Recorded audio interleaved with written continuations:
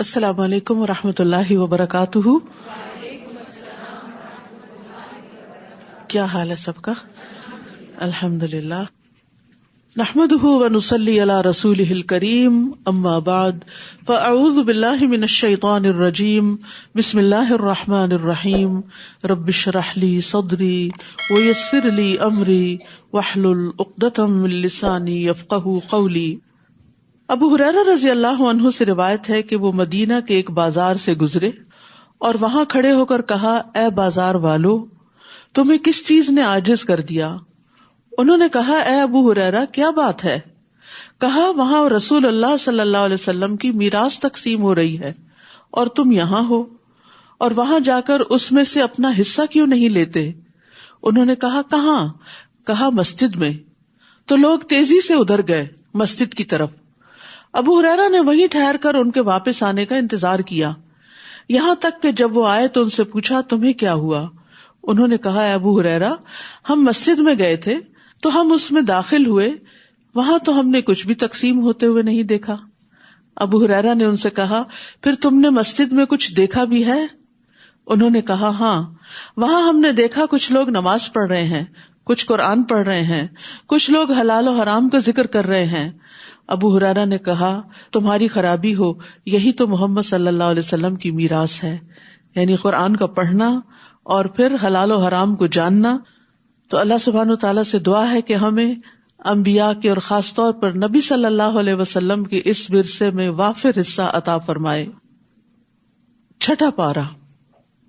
اعوذ باللہ من الشیطان الرجیم. بسم اللہ الرحمن الرحیم.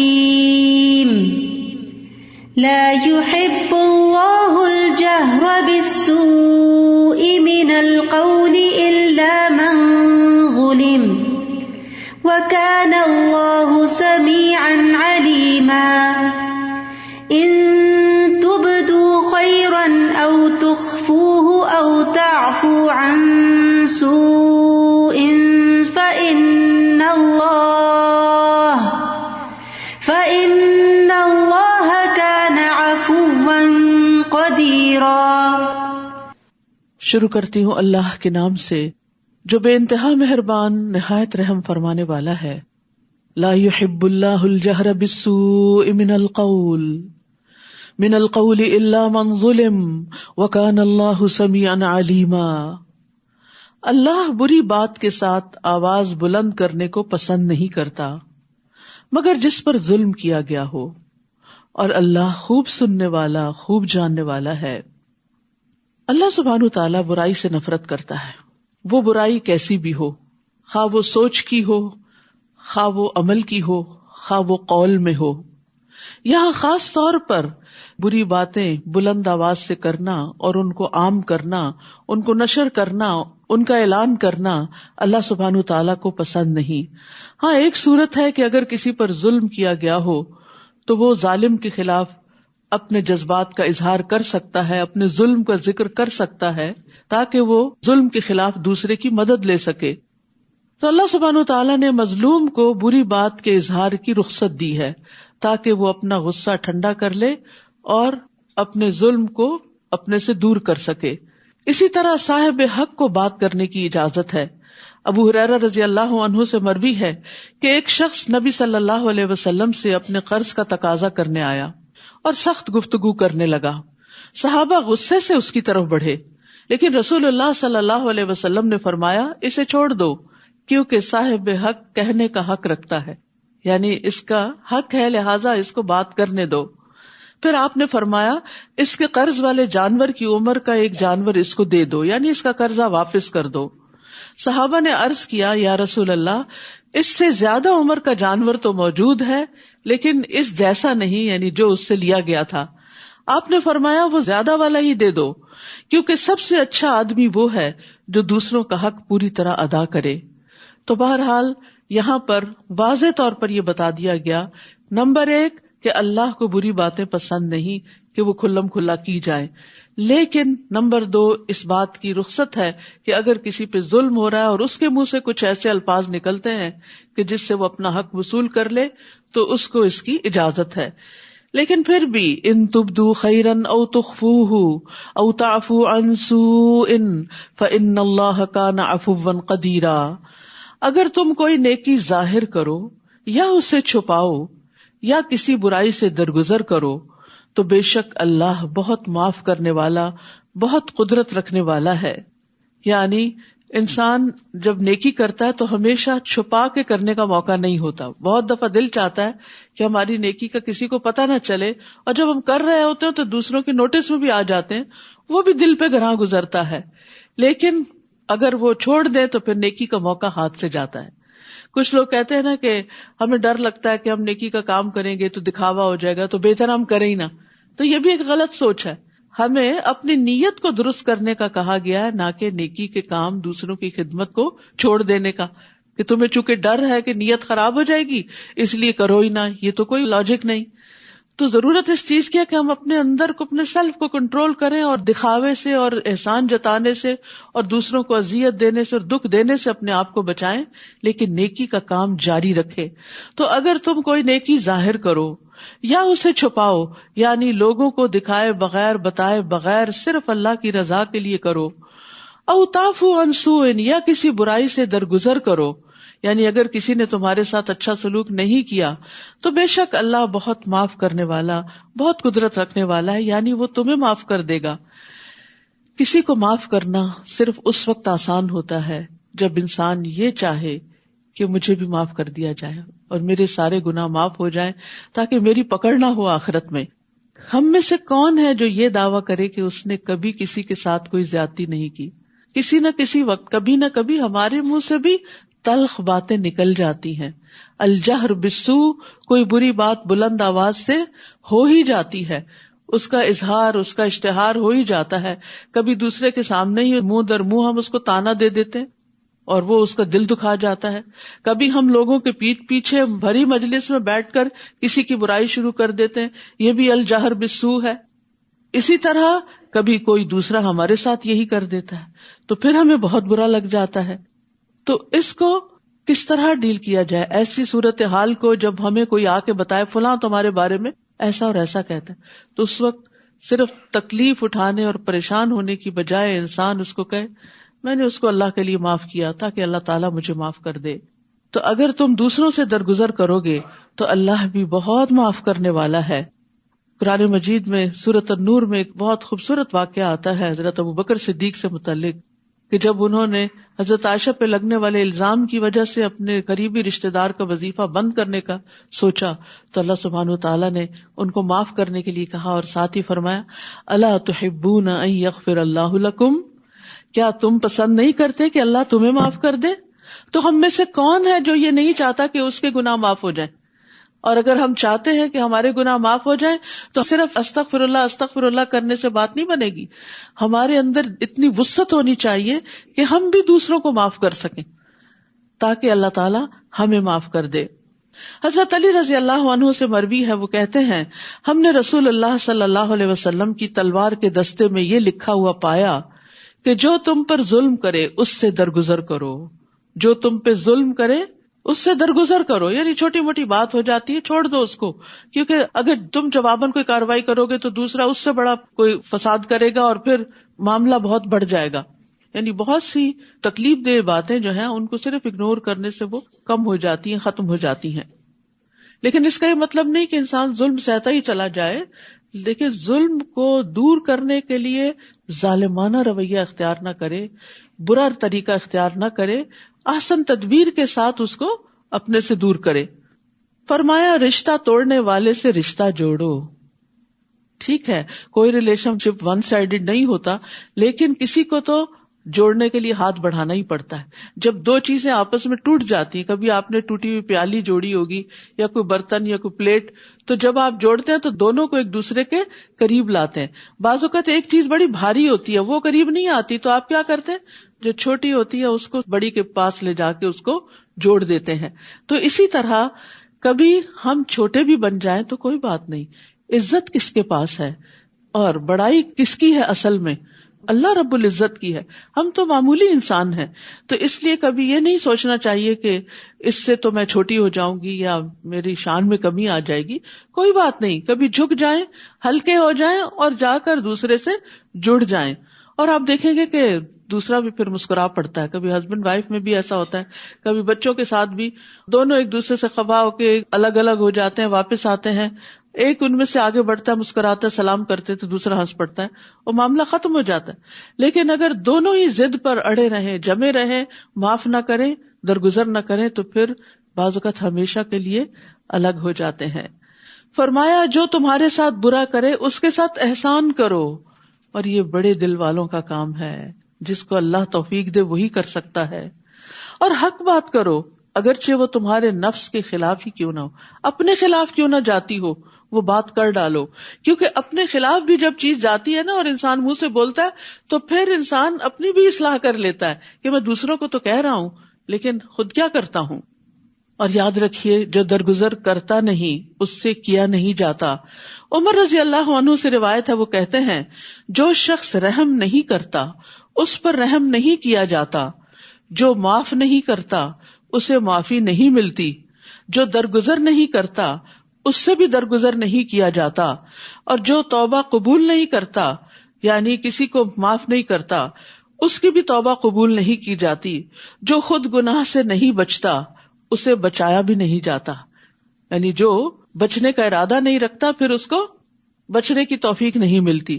تو اس لیے جو نیکی کرتا ہے وہ نیکی پاتا ہے, جو خیر کی طرف ایک قدم بڑھاتا ہے اللہ سبحانہ تعالیٰ 10 قدم اس کی طرف آتے ہیں اور اس کو توفیق دیتے ہیں, اور اسی سے زندگی خوبصورت بنتی ہے.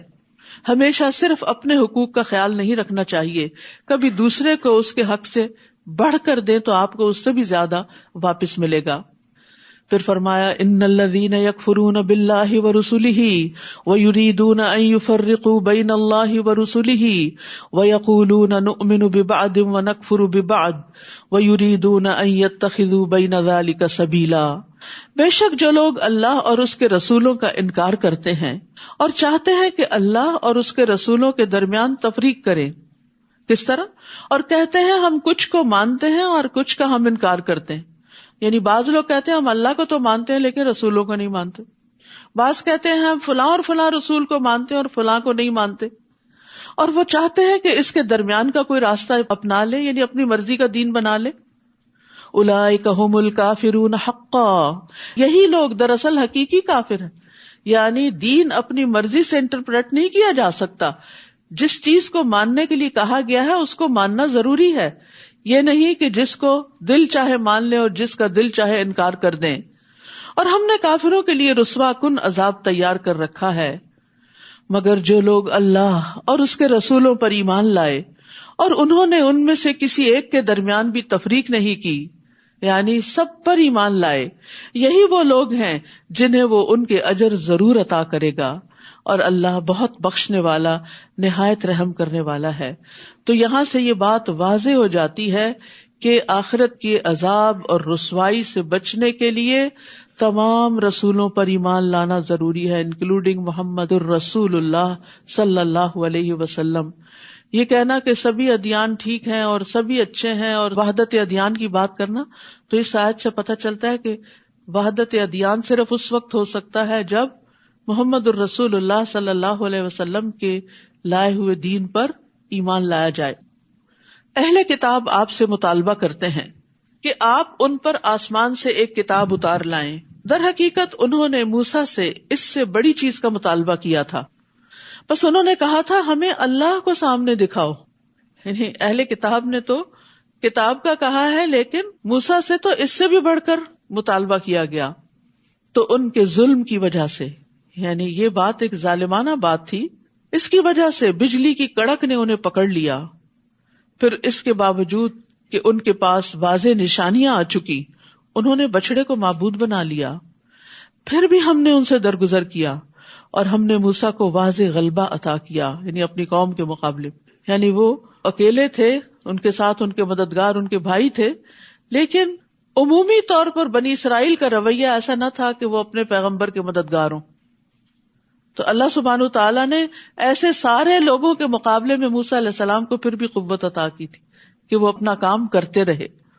یعنی بعض اوقات ایسا بھی ہوتا ہے نا کہ آپ کے اپنے لوگ بھی اپنے نہیں ہوتے، آپ کے ساتھی بھی ساتھ نہیں دیتے، تو بھی انسان کو اللہ سے قوت مانگنی چاہیے، اللہ سے مدد مانگنی چاہیے، اور جس کے ساتھ اللہ کی مدد ہو وہ کبھی بھی کمزور نہیں ہوتا. اور ہم نے ان سے پختہ عہد لینے کے لیے کوہ طور کو ان پر اٹھایا اور ان سے کہا کہ دروازے میں عاجزی سے جھکتے ہوئے داخل ہو جاؤ. اور ہم نے ان سے کہا کہ تم ہفتے کے دن میں زیادتی نہ کرو، یعنی اس دن ان پر کام کاج منع تھا کرنا، تو کہا کہ اس دن پھر وہ ساری پابندیاں برداشت کرو. اور ہم نے ان سے پختہ عہد لیا لیکن انہوں نے عہد نہیں نبھائے. تو ان کے عہد توڑنے اور اللہ کی آیات کے ساتھ کفر کرنے اور انبیاء کو ناحق قتل کرنے اور ان کے کہنے کے سبب کہ ہمارے دل غلافوں میں ہیں، ہم نے ان پر لعنت کی، بلکہ اللہ نے ان کے کفر کی وجہ سے ان کے دلوں پر مہر لگا دی تو وہ کم ہی ایمان لاتے ہیں. تو یاد رکھیے، جو لوگ اللہ کا عہد توڑ دے، جو لوگ انبیاء کے ساتھ زیادتی کرے، اور جو لوگ کوئی بات سننے کو تیار نہ ہو، یہ کہیں کہ ہمارے دل تو غلاف میں محفوظ ہیں، مزید کوئی بات ان میں داخل نہیں ہو سکتی، تو پھر اللہ سبحانہ تعالیٰ ایمان لانے کی اور نیک کام کرنے کی توفیق چھین لیتا ہے. غلطی تو کسی سے بھی ہو جاتی ہے، لیکن مومن وہ ہوتا ہے جو غلطی کر کے اصرار نہیں کرتا، فوراً اللہ کی طرف پلٹتا ہے. گناہ چھوٹا ہو یا بڑا ہو اس پر اصرار نہیں کرنا چاہیے، اس سے فوراً نکلنے کی فکر کرنی چاہیے. اس سے انسان کے اندر مزید خیر کا مادہ پیدا ہوتا ہے اور خیر کی توفیق اس کو نصیب ہوتی ہے. اور ان کے کفر کرنے اور مریم پر بہت بڑا بہتان لگانے کی وجہ سے اللہ نے ان پر لعنت کی تھی، اور ان کے یہ کہنے کی وجہ سے کہ بے شک ہم نے ہی اللہ کے رسول مسیح عیسیٰ ابن مریم کو قتل کیا ہے. اب دیکھیے کہ اللہ کے رسول کو قتل کرنا اور پھر اس ڈھٹائی کے ساتھ اعتراف کرنا. افسوس کہ جیسے آج کل مسلمانوں کے اندر بھی بعض لوگ بڑی بڑی تخریب کاری کر کے پھر بڑے فخر سے کہتے ہیں ہم نے کی، تو یہ کوئی خیر اور بھلائی کا کام نہیں. یہ محمد صلی اللہ علیہ وسلم کی سنت پر چلنا نہیں کہ انسان بے گناہوں اور معصوم لوگوں کی جان لے اور بے وجہ ان کو قتل کر ڈالے اور پھر فخر سے اس کا اظہار بھی کرے. تو بنی اسرائیل نے بھی اسی قسم کے فخر کا اظہار کیا. تو اللہ سبحانہ وتعالیٰ فرماتے ہیں حالانکہ انہوں نے اسے قتل نہیں کیا اور نہ اسے سولی پر چڑھایا، بلکہ یہ معاملہ ان پر مشتبہ بنا دیا گیا تھا. روایات میں یہ آتا ہے کہ جب عیسیٰ علیہ السلام کو بنی اسرائیل کی سازشوں کا علم ہوا اور پتہ چلا کہ اب آخری وقت آ گیا ہے، یہ مجھے مار ہی ڈالیں گے، تو انہوں نے اپنے حواریوں میں سے جو 12 یا 17 بتائے جاتے ہیں کہا کہ کون میری جگہ قتل ہونے کو تیار ہے کہ اللہ تعالیٰ میری صورت اس پہ ڈال دے گا. تو ایک حواری تیار ہوا اور عیسیٰ علیہ السلام کو اللہ تعالیٰ نے آسمان پہ اٹھا لیا اور وہ شخص عیسیٰ علیہ السلام کی شکل میں پکڑا گیا اور مارا گیا. تو اسی لیے اللہ تعالیٰ فرماتے ہیں بلکہ معاملہ ان پہ مشتبہ بنا دیا گیا. لیکن یہ بات قرآن کی روح سے یقینی ہے کہ عیسیٰ علیہ السلام کو نہ قتل کیا گیا تھا نہ سولی پہ چڑھایا گیا تھا. دوسری جگہ پر آتا ہے بل رفعہ اللہ الیہ، اللہ نے اس کو اپنی طرف اٹھا لیا. اور یہاں فرمایا بلکہ یہ معاملہ ان پر مشتبہ بنا دیا گیا تھا، اور بے شک جنہوں نے اس میں اختلاف کیا ہے یقیناً وہ اس کے بارے میں شک میں پڑے ہوئے ہیں. وہ خود بھی تسلی میں نہیں ہے کہ معاملہ کیا ہوا. انہیں اس کے بارے میں کوئی علم نہیں سوائے گمان کی پیروی کرنے کے، اور انہوں نے اسے یقینی طور پر قتل نہیں کیا بلکہ اللہ نے اسے اپنی طرف اٹھا لیا. اور اللہ بہت زبردست خوب حکمت والا ہے، یعنی اس کے لیے کوئی کام بھی مشکل نہیں، وہ غالب ہے. اور یہاں اللہ کی صفت عزیز استعمال ہوئی ہے جس کا ایک معنی ہے عزت دینے والا، یعنی اللہ اپنے دوستوں کو، اپنے پیغمبروں کو عزت دینے والا ہے اور بہت حکمت والا ہے. اور اہل کتاب میں سے کوئی بھی ایسا نہیں جو اپنی موت سے قبل اس پر ضرور ایمان نہ لائے گا، اور قیامت کے دن وہ ان پر گواہ ہوگا. تو اس سے یہ پتہ چلتا ہے کہ عیسیٰ علیہ السلام پر ایمان لے آئیں گے اہل کتاب قبل موت ہی سے مراد عیسیٰ علیہ السلام کی وفات، کیونکہ عیسیٰ علیہ السلام دوبارہ دنیا میں آئیں گے اور طبعی موت سے فوت ہوں گے اور پھر اس کے بعد قیامت کے دن دوبارہ اٹھائے جائیں گے.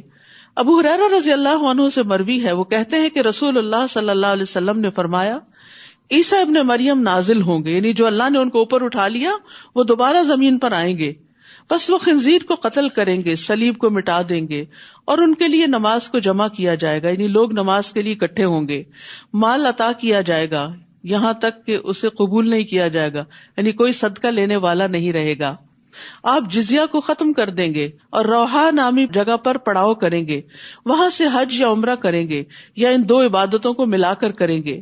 پھر ابو ہریرہ رضی اللہ عنہ نے اسی آیت کی تلاوت کی جس کا مطلب ہے اور اہل کتاب میں سے کوئی نہیں مگر اس کی موت یعنی عیسیٰ علیہ السلام کی موت سے پہلے اس پر ضرور ایمان لائے گا اور وہ قیامت کے دن ان پر گواہ ہوں گے۔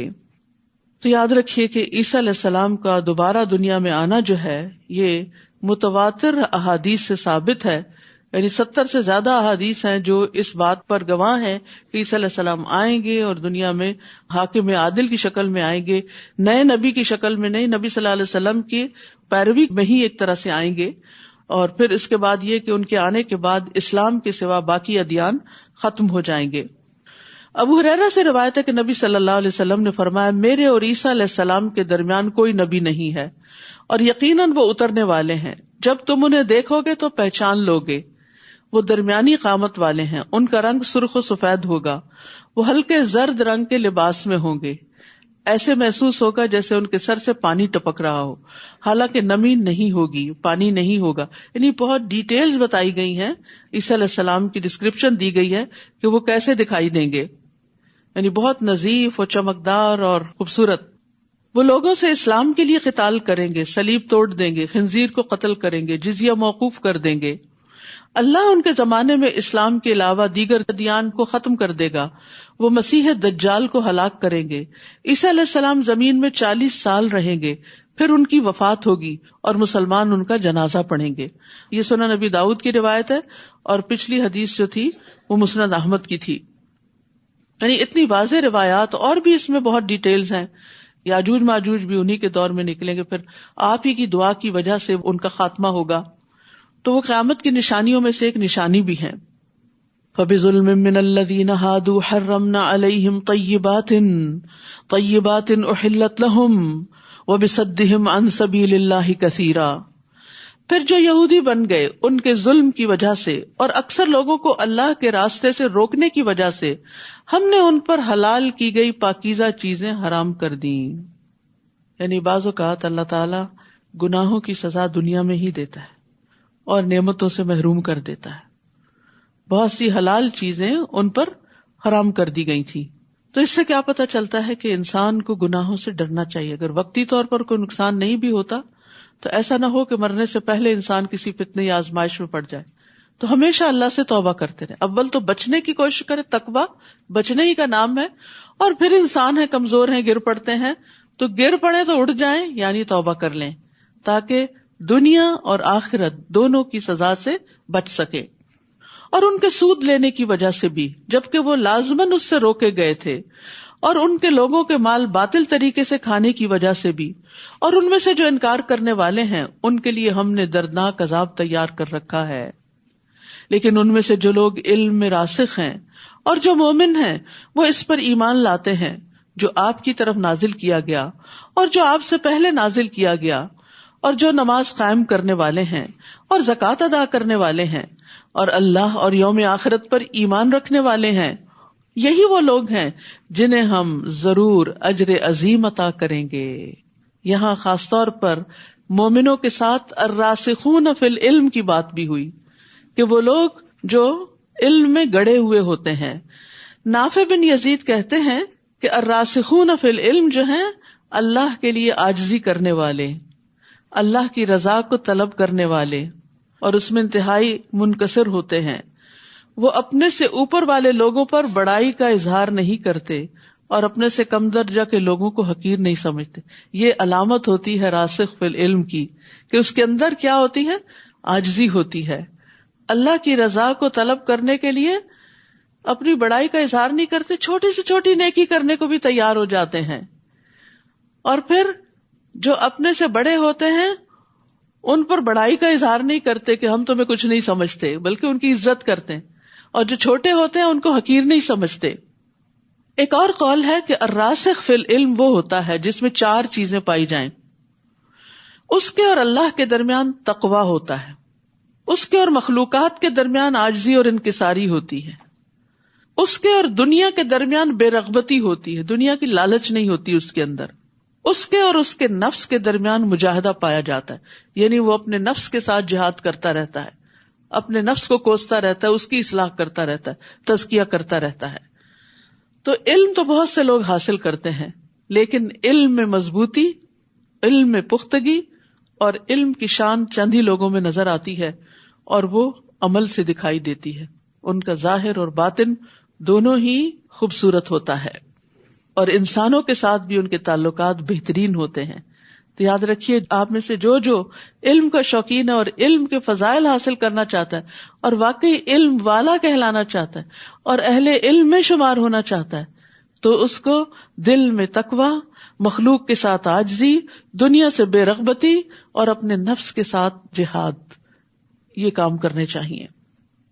انا اوحینا الیک کما اوحینا الی نوح والنبیین من بعدہ، بے شک ہم نے آپ کی طرف وحی کی جس طرح ہم نے نوح اور اس کے بعد دیگر انبیاء پر وحی کی، اور ہم نے ابراہیم، اسماعیل، اسحاق، یعقوب اور اولاد یعقوب، عیسیٰ، ایوب، یونس، ہارون اور سلیمان علیہم السلام کی طرف وحی کی، اور ہم نے داؤد کو زبور عطا کی، اور اس سے پہلے ہم نے کئی رسولوں کا آپ پر ذکر کیا، اور کتنے ہی رسول ہیں جن کا ہم نے آپ پر ذکر ہی نہیں کیا.